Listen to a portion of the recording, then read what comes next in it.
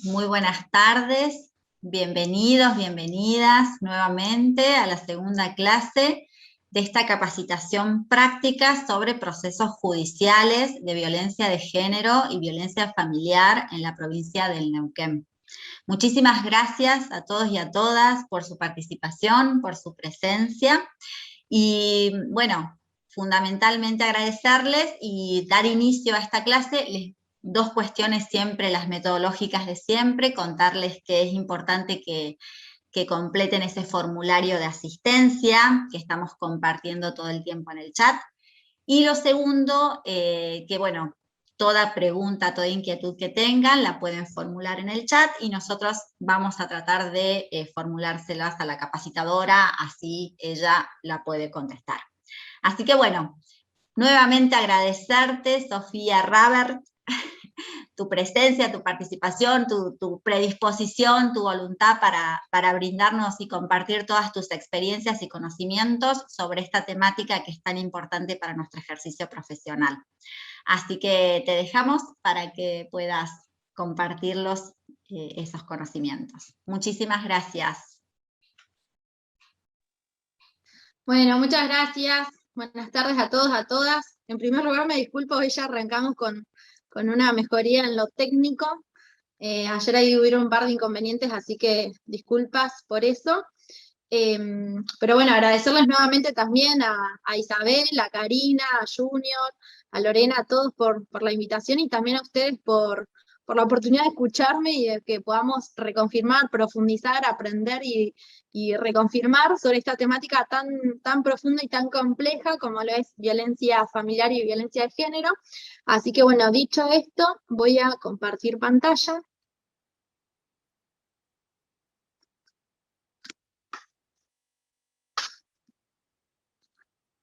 Perdón que... Ahí sí, ya se está viendo, ¿no? Sí, Sofi, se ve. Ay, perdón que voy a poner presentación. Ahí está. Estoy tratando de sortear mejor que ayer, pero bueno, tengo igual un par de obstáculos técnicos. Bueno, ahí genial, estamos viendo. Quería empezar primero retomando algunas preguntas que quedaron ayer pendientes. Por un lado, bueno, vi que habían manifestado que, bueno, que nos podía tocar tanto por una parte como por la otra, o sea, por la víctima o victimario, claro que sí.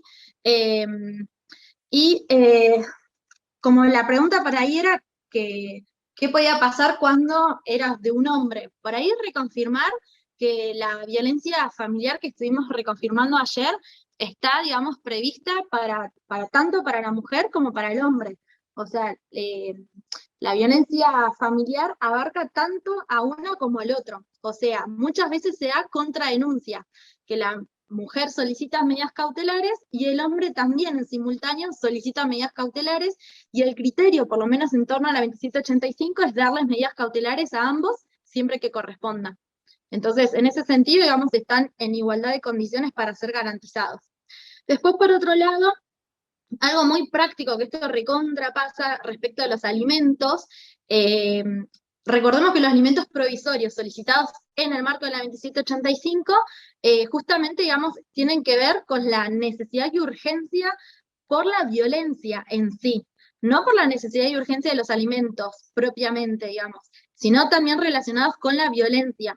Entonces, uno en simultáneo presenta una denuncia por violencia familiar, solicita los alimentos provisorios, puede ser que en el transcurso quizás entre que se notifica y demás, tarde, entonces ahí metemos en forma simultánea los alimentos por la vía ordinaria. ¿Se entiende? O sea, como que son las dos vías en simultáneo, porque además yo los alimentos provisorios que tenga en el juzgado por la violencia van a ser dictaminados por meses, y el juez directamente o jueza en la providencia me va a mandar a ir por la vía ordinaria. Entonces, en simultáneo los puedo ir interponiendo los alimentos por la vía que corresponda, mientras me los fijaron en la violencia. Después, respecto al consumo de estupefacientes, en esta consulta en particular, por lo que veo, espero que las personas que hayan preguntado estén presentes también, así si no queda claro lo puedan manifestar en el chat. Acá en este caso, más iría primero por la responsabilidad parental. O sea, quizás esta vía no sea la más idónea para sacarle, digamos, la responsabilidad a ese progenitor que consume estupefacientes. O sea, se pueden disponer medidas provisorias, pero después hay que solicitar la vía ordinaria. Eso es muy importante, como ir jugando con una y con la otra. O sea, saber que la vía de la violencia familiar es transitoria y es en carácter de urgencia. No sustituye bajo ninguna, digamos, bajo ninguna condición a la vía ordinaria.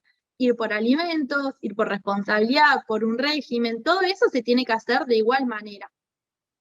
Después, en cuanto a lo laboral, está bueno porque es un caso reciente que se había dado, que se le da el lugar del victimario, el lugar laboral, a la víctima. En ese caso, lo que ahí se necesita es la normativa de la provincia que lo disponga concretamente. En Neuquén se está tratando de presentar el proyecto, no sé si se presentó, pero se estaba intentando presentar el proyecto en la legislatura, porque tiene que salir dispuesto también. Eso no es un criterio, digamos, como solamente que pueda tomar el juez, sino también es un criterio que tiene que adoptarse vía ley. Así que en ese caso, digamos, se estaba trabajando acá en Neuquén esa propuesta, por lo menos vi que por parte de la municipalidad se había solicitado.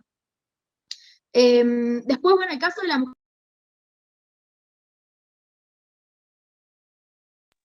Y en un caso así, hay que solicitar las medidas, tanto para la mujer como para el hombre. O sea, si tenemos el hombre violentado, hay que solicitar las medidas cautelares que lo resguarden. Digamos, la violencia familiar se puede dar, como vimos ayer, a adultos mayores, niños y niñas, cualquier integrante. Lo que está delimitado es el vínculo, o sea, lo que delimita la intervención de esta ley es el vínculo, eso es lo importante, para poder disponer todo lo que, medidas y todo lo que vimos ayer de la 2785.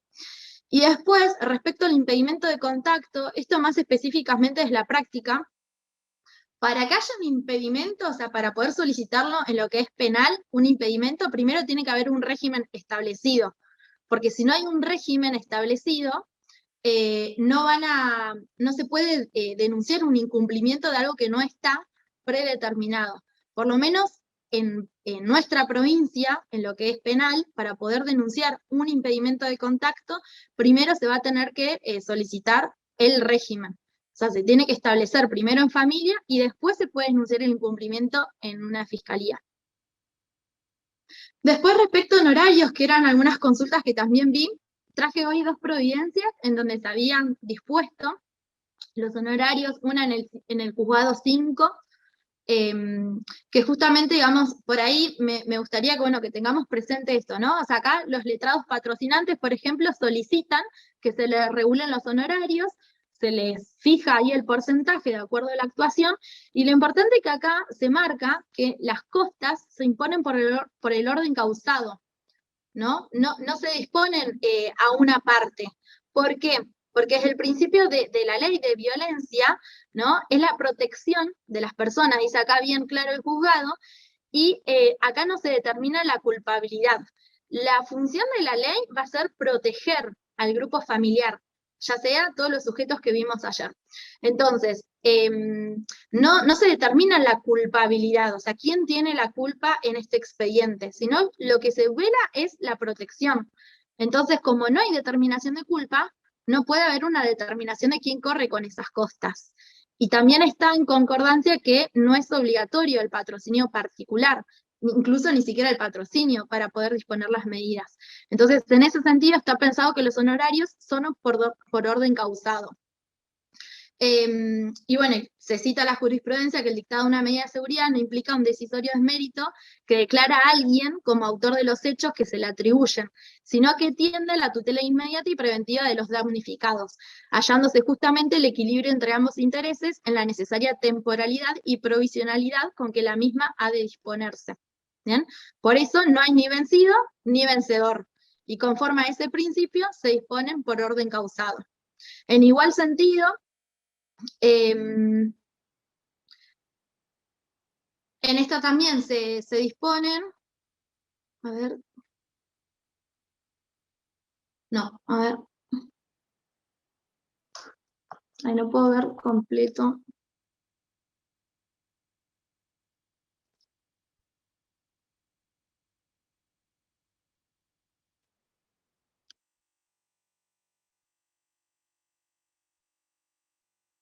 Como que se me sale el celular.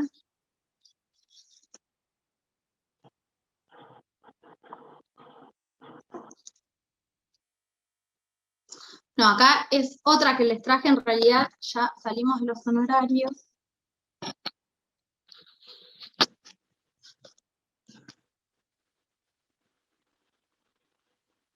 Ahí me escuchan bien, sí. Lo que se me ve un poco Sí, torcida. se te escucha bien, Sofi. Sí, sí. Gracias, gracias. No, acá lo que quería traer también es una providencia de una exclusión del hogar, que por ahí es algo que se suele solicitar mucho en esta temática, y que es una de las medidas cautelares que está prevista, pero por ahí saber cuándo nos la van a otorgar y cuándo nos las van a rechazar. Por ejemplo, en esta providencia se dice que si bien se solicita la exclusión, se hace la entrevista, acordémonos que está la entrevista por el equipo interdisciplinario como parte del proceso. Era una señora que quería excluir a su expareja, era un terreno en donde vivían conjuntamente y con un hijo mayor de edad. El terreno, en realidad, como vimos ayer, la titularidad del bien no hace a la otorgamiento o no de la exclusión. Eso es indistinto. O sea, no es algo indispensable la titularidad de la persona que lo va a solicitar. En este caso, la titularidad estaba a favor de su hijo. Ella solicita la exclusión solamente de su expareja, no de su hijo. Se hace el informe del equipo y se determina que en realidad lo que se disponen medidas, por ejemplo, en este caso se habían dispuesto medidas de prohibición de acercamiento. Se hace un control de cómo habían resultado esas medidas, si se habían cumplimentado o no, y se ve que sí, se habían cumplido. O sea, se hace una entrevista desde el informe del equipo interdisciplinario y desde la audiencia que se tiene con cada una de las partes por separado. Se determina que, bueno, que la prohibición de acercamiento se estaba cumplimentando, que la violencia, digamos, que había dado inicio a esa denuncia ya había cesado, que no, digamos, no había nuevos hechos que ameriten nuevas medidas. Entonces el juez específicamente se expide sobre lo que es la exclusión del hogar que había solicitado la señora. Y una de las profesionales que interviene dice justamente que se establece que digamos, este expediente sí era como de difícil tramitación subjetiva, pese al distanciamiento que ellos estaban teniendo. Dice que se ordena a ambos el estricto cumplimiento de la restricción, más allá del plazo que se había determinado, que se pueda seguir cumplimentando, ya que el acercamiento era lo que generaba el conflicto, ¿no? Entonces eso se recomienda que ellos puedan seguir separados. Bueno, acá se celebra la audiencia, como yo les decía, y lo que se resuelve es que la exclusión del hogar, ¿no? Es una medida de procedencia excepcional, no es algo típico, sino que es excepcional y debe ser ordenada si se verifica la existencia de una situación de riesgo tal que solo pueda ser contenida mediante dicha medida, lo cual no surge en los últimos informes que habían sido acompañados por el equipo. Tampoco se manifiesta en la audiencia que haya un hecho de violencia que amerite esta medida excepcional como la exclusión del hogar. Entonces, bueno, se cita la jurisprudencia, ¿no? Que la 2785 no deroga los procesos ordinarios, que es lo que veníamos ratificando, es decir, que no sustituye un proceso ordinario para determinar quién se queda con una casa, por ejemplo, en materia civil. Entonces, en cuanto al derecho de fondo y de forma, esto tiene que ir por la vía correspondiente, así que los manda, digamos, a que puedan discutir sobre la titularidad de la casa o quién se debería quedar, que era algo más civil propiamente y no relacionado a lo que es la violencia. Entonces, en este caso, como no estaba justificada esta medida de exclusión del hogar por la violencia familiar en sí, sino que era más un conflicto económico, en ese caso se rechaza la exclusión. ¿Bien? El juez mismo recomienda, como les había contado, que no sigan en contacto. Y bueno, acá sale, digamos, se sale el rechazo. Bueno, acá se me había pasado, claro. Esta es la otra de honorarios que les quería traer, que también quedan solamente a cargo del patrocinante. O sea, los honorarios siempre les va a pagar la parte que se presenta con el patrocinio. Por ahí para que sepamos eso claramente. Esta es una exclusión del hogar que sí se admite. Así que por ahí también me parece importante que la puedan tener para poder saber cuándo sí y cuándo no. Vimos que cuando se demuestra que es un aspecto económico, solamente se va a mandar por la vía correspondiente y no se va a decidir en lo que es la oficina de violencia, o sea, en el juzgado por acá. En este caso, por ejemplo, era una señora con unos hijos que digamos, había solicitado, entre otras medidas, porque acordémonos que podemos solicitar todas las medidas cautelares que uno considere necesarias, solicita entre todas las medidas que se le habían otorgado, una de ellas era la exclusión del hogar, ¿no? Entonces, bueno, se relata, digamos, los hechos de violencia crónica en este caso, que se venían manteniendo entre la persona, entre la mujer y la pareja. Acá también, como algunos han comentado, o sea, había presencia de estupefacientes, bueno, alcohol, lo que complejizaba mucho más el vínculo entre las partes y lo que aumentaba la violencia. Y se determina que, bueno, o sea, si la violencia era crónica, que estaba, digamos, como surge de los informes socioambientales que se les realizan. Por ejemplo, se señala que, bueno, que se reeditan los problemas que estaban antes, que habían provocado el distanciamiento, que, bueno, de lunes a viernes su pareja tenía una ingesta alcohólica, durante los fines de semana también, que bebía en exceso, que esto agravaba, digamos, la situación con ella y con sus hijos, que se había agravado en la pandemia, era una situación que venía de antes.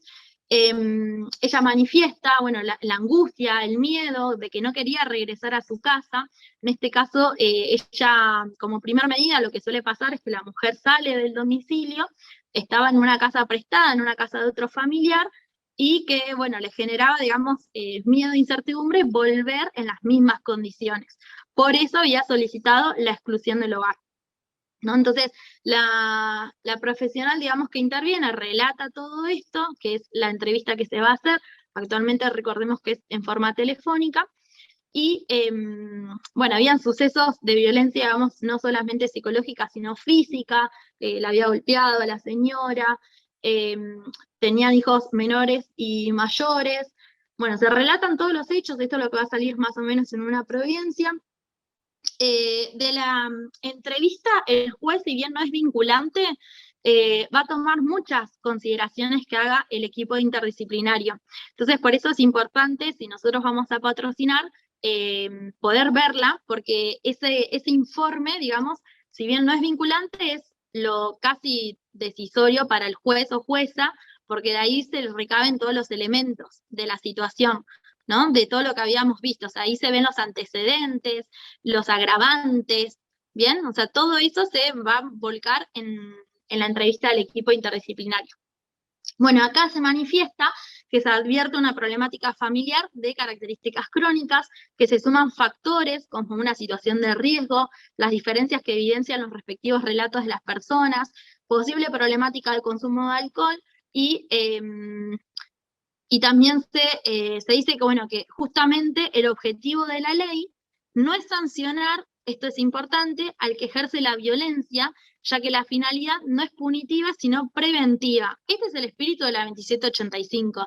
Después veremos por qué otras vías, o sea, cada uno elige ir, pero digamos, el espíritu de la 2785 no es meramente, digamos, sancionatorio, sino poder prevenir la violencia, corregir a través de las medidas cautelares esas acciones violentas para el mejor sustento, digamos, del grupo familiar, ya sea quien sea que esté siendo violentado, adulto o adulta mayor, niños, niñas, mujeres, ¿no? Todo el grupo.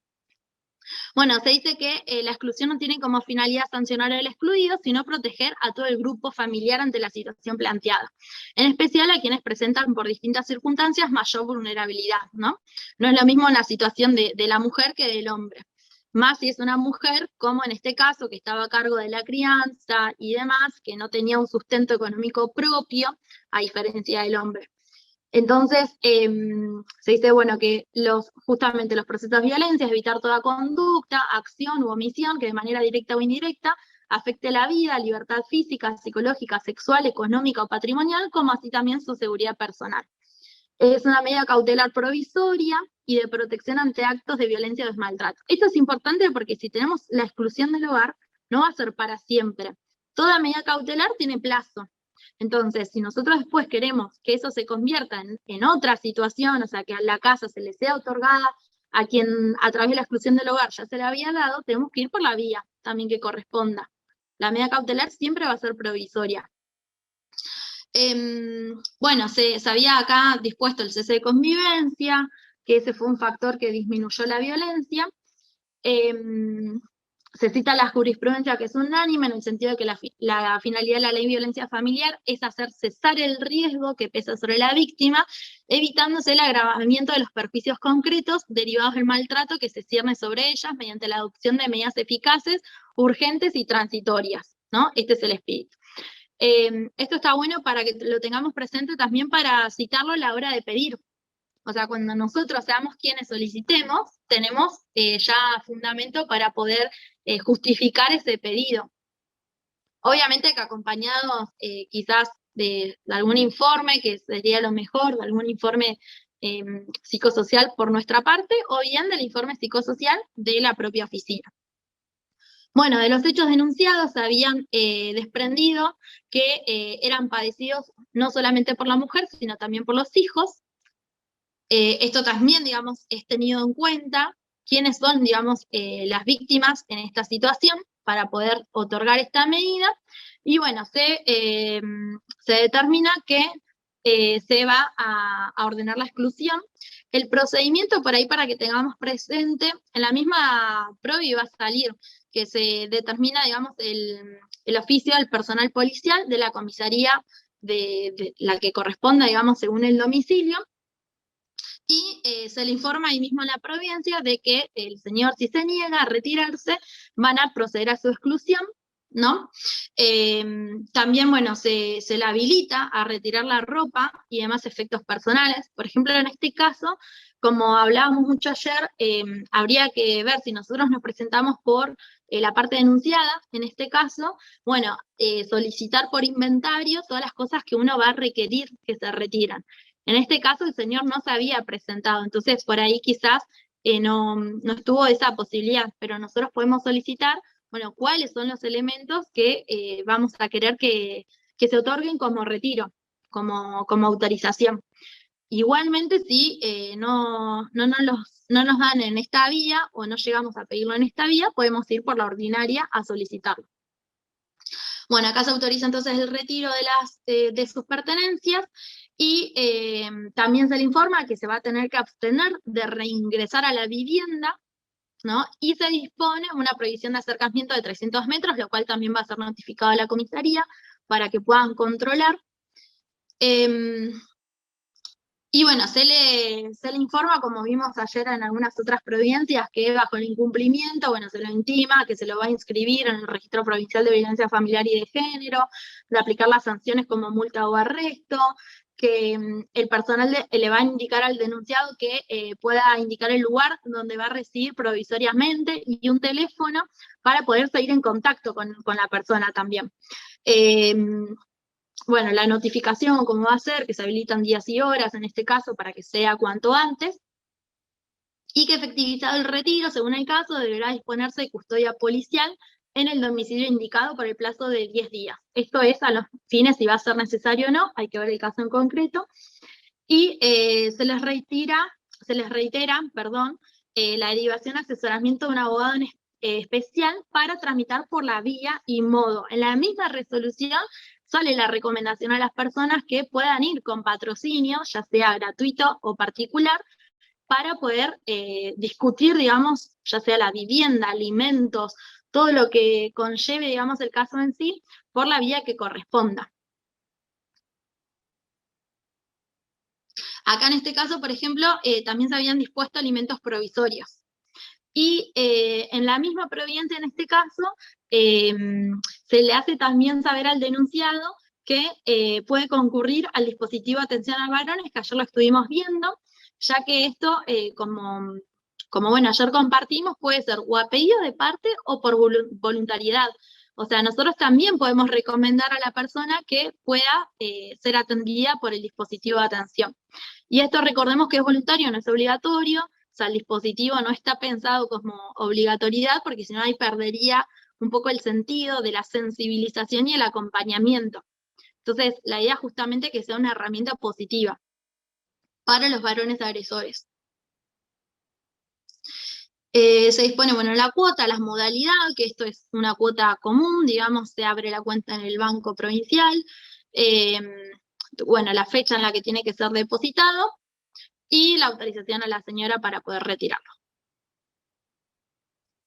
Bueno, hasta acá creo que venimos bien.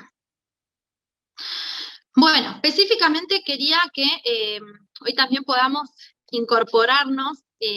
Ayer estuvimos viendo las formas, digamos, los distintos tipos de la violencia, y hoy quería que, bueno, reconfirmemos por un lado quiénes son las mujeres que están contempladas por esta ley, ¿no? Que está delimitado por la propia ley, pero no son solamente las mujeres que subjetivamente se sientan mujeres de acuerdo al sexo o no, o sea, es amplio el sentido, ¿no? Sino que lo más importante va a ser la definición de mujer de acuerdo a su vivencia interna e individual, incluyendo la vivencia personal del cuerpo, que puede involucrar o no la modificación o la apariencia o función corporal a través de medios farmacológicos, quirúrgicos o de otra índole. Bueno, tuve un error en la vía que después lo corrijo. Cualquiera sea su orientación sexual, siempre que ello sea escogido libremente. Entonces, el término de mujeres, en el sentido de la 2786, va a ser amplio. Las modalidades en las cuales se puede reflejar, digamos, esta violencia. O sea, ¿cuáles son los ámbitos en los que vamos a poder basarnos para poder denunciar un hecho de violencia? La violencia institucional, que por ahí no es tan vista, pero es la ejercida, digamos, por funcionarios, profesionales, personales y agentes pertenecientes a cualquier órgano público o privado que tenga como objeto retardar, obstaculizar o impedir que las mujeres tengan acceso a las políticas públicas y ejerzan los derechos previstos en esta ley. Después la laboral, que es la que más vimos, o sea, la que más se ve. Hoy les traje una sentencia también muy buena que se resolvió en Cámara, respecto a Río Negro, así que ahí también la vamos a compartir en breve. Pero bueno, la violencia laboral dada, digamos, considerada en la discriminación a las mujeres en ámbitos de trabajos públicos o privados y que obstaculicen su acceso al empleo, contratación, ascenso, estabilidad o permanencia en el mismo, exigiendo requisitos sobre estado civil, maternidad, edad. ¿Bien? O sea, todas estas variantes están contempladas como violencia laboral. Y también por quebrantar el derecho de igual remuneración por igual tarea. Incluye el hostigamiento psicológico en forma sistemática sobre una determinada trabajadora con el fin de lograr su exclusión laboral. Prácticas que se suelen dar, así que es importante que tengamos presente cuando va a ser contemplada la violencia laboral. Después, dos más que también están buenas, son temáticas, ayer como vimos, que por ahí todo lo que es violencia obstétrica y contra la libertad reproductiva, por ahí son violencias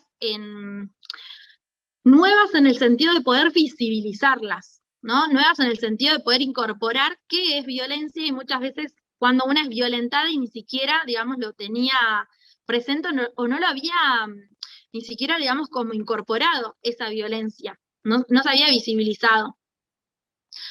Contra la libertad reproductiva, que es aquella que vulnera el derecho a las mujeres a decidir libre y responsablemente el número de embarazos o el intervalo entre los nacimientos, y la obstétrica, que es la ejercida por el personal de salud sobre el cuerpo y los procesos reproductivos de las mujeres, expresada en un trato deshumanizado. La obstétrica y la institucional pueden estar relacionadas, porque hay que ver la obstétrica en qué ámbito se da también. Si es en una clínica o mismo en el hospital, se podría hacer en conjunto. Bueno, la mediática, que son las publicaciones, difusiones, mensajes con estereotipos, ¿no? Que busquen a través de cualquier medio masivo. Esto ayer, algunas preguntas estaban relacionadas a qué hacer con las redes sociales, que también habría que ver si es una... O sea, qué tipo de violencia es la sufrida en una red social para poder encuadrarla en una violencia mediática.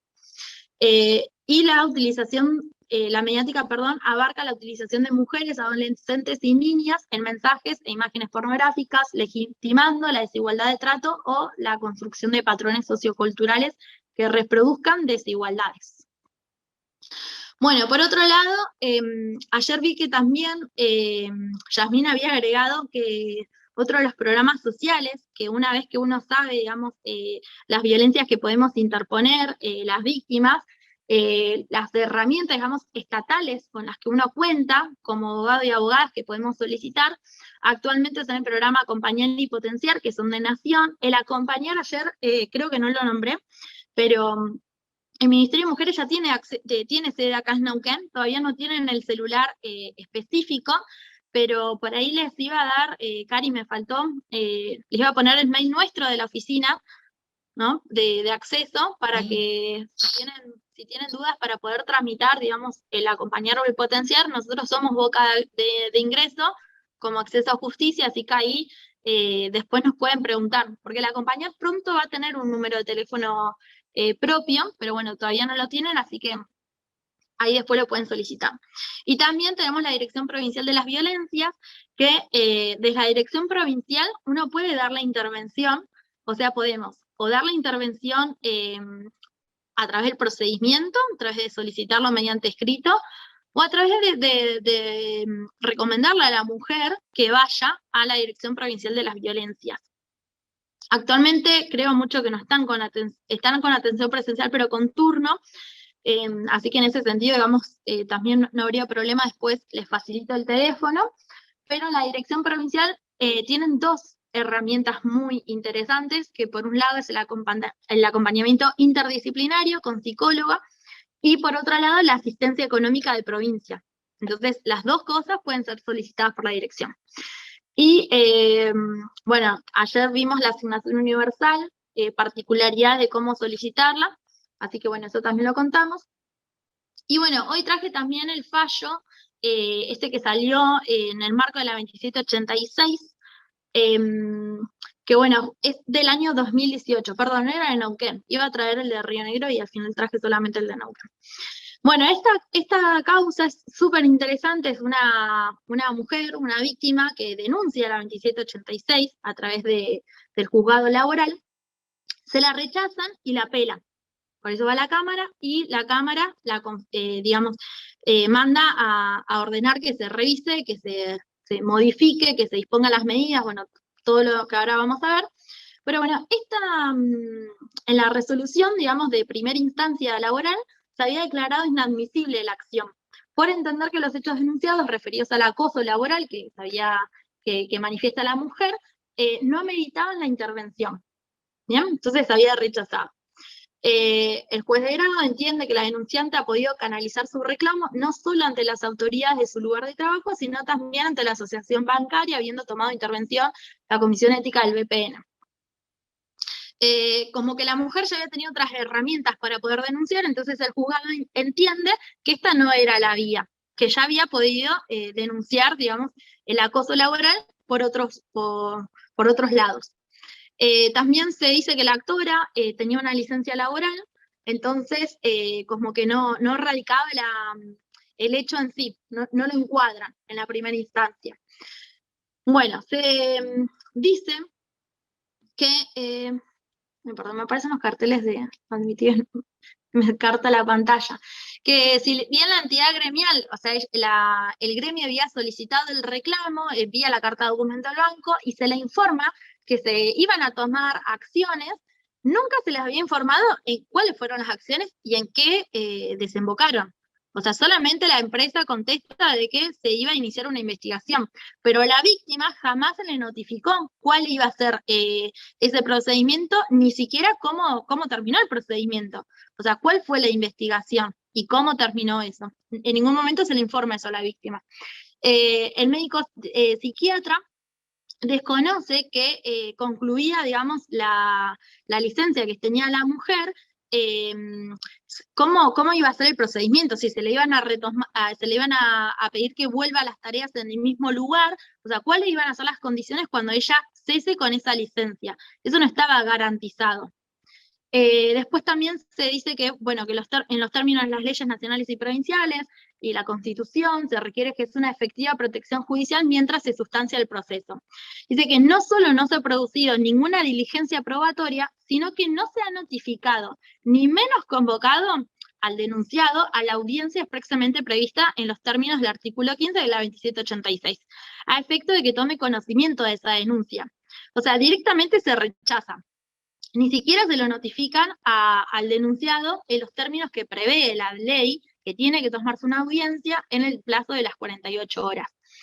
Dice que agotó los medios a su alcance para intentar acabar con la situación de acoso laboral sin resultado positivo y que finalmente solicita se revoque el interlocutorio de esta fecha, ¿no? Que haciendo lugar al inicio de la presentación, disponiendo las medidas preventivas, impetradas, o sea, que se haga lugar a la producción de prueba, que se notifique, o sea, solicita que se haga todo lo que se había rechazado en primera instancia. Se resuelve... Ahí se me cambió, no.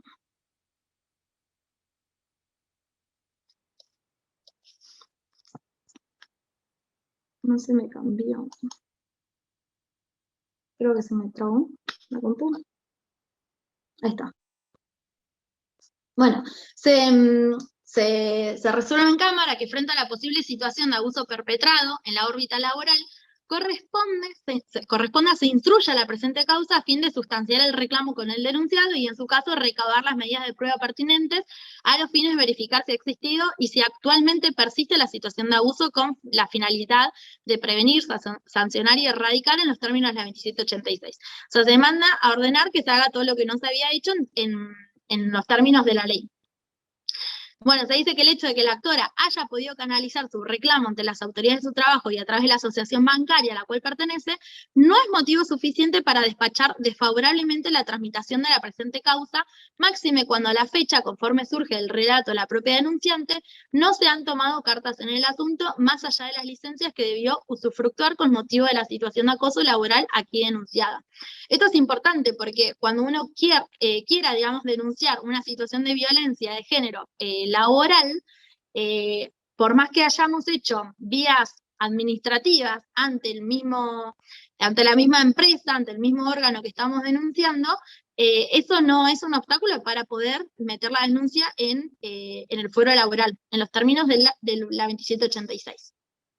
Bueno, se entiende que debe hacerse lugar a la apelación interpuesta y que en consecuencia se debe revocar la resolución interlocutoria, la que ya se había dictaminado, y que de manera inmediata se instruya en la instancia de origen el procedimiento previsto por los artículos 5, 6 y siguientes, que tiene que ver todo con la audiencia que nos había tomado, la notificación al denunciado y las medidas cautelares. Acá específicamente se solicita, bueno, el cese, en la B está el cese de la violencia como medida cautelar. Así que bueno, digamos, me pareció importante también poder traerlo con ustedes para poder reconfirmar, digamos, cómo poder fundamentar una violencia laboral en los términos de la 2786. Igualmente, por ahí también quería reconfirmar que una cosa, digamos, es la violencia familiar y la violencia contra las mujeres en los términos de la 2785-2786, y otra cosa es la perspectiva de género que tiene que estar en todas las sentencias, como veíamos ayer. No pasar una cuota de alimentos es violencia económica, pero no amerita que se tramite bajo la 2785, porque no hay, digamos, no está dada la gravedad en sí y la urgencia de poder disponer medidas cautelares en los términos de esta ley. Tiene que irse por la vía ordinaria, pero sí, obviamente, haciendo alusión de que es violencia económica el no paso de una cuota de alimentos, por ejemplo.